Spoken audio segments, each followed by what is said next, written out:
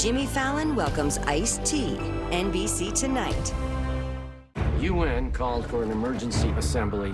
Madame Lagarde is your assignment. She's giving the Prime Minister's speech. Intelligence is hearing chatter of targeted attacks. Go! Go! Queen of country music. Legend in the industry. Reba McEntire is winning a huge punch to the knockouts.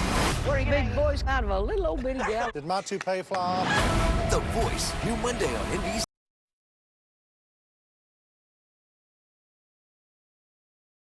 NBC4 News at 11. And developing right now at 11, workers at an Amazon fulfillment center here in Southern California possibly exposed to tuberculosis. Tonight, the symptoms, the treatment, and the chance you are at risk with a package. Good evening, everyone. I'm Colleen Williams. Ventura County Public Health Department believes close to 200 people at this center may have been exposed. NBC4's Macy Jenkins live right now in Oxnard. Macy, what do we know about the possibility of this spreading? Hi, Colleen. Well, we talked to a few experts tonight to give you an idea, but let's start with overall the numbers here. This is a 2.3 million square foot facility. It processes about 2 million packages every week, and there are an estimated 2,000 employees here.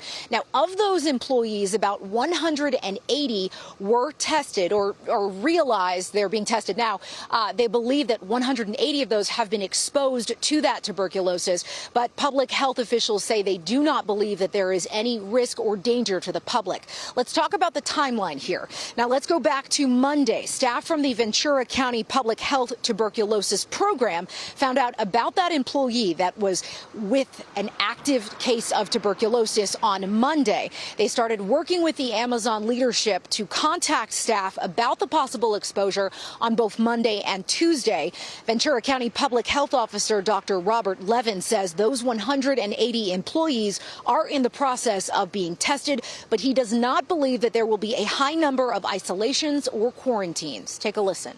Our usual approach is to go in for a day or two and educate all the employees and tell them what the concerns should be and answer their questions. And usually we can reassure people, because usually very few people are actually infected from an index case, what we call the original person who's infected. The transmission of it, even though it's airborne, it's really pretty challenging to actually get infected with tuberculosis unless you're really in someone's face, breathing directly into the droplets, breathing the droplets in.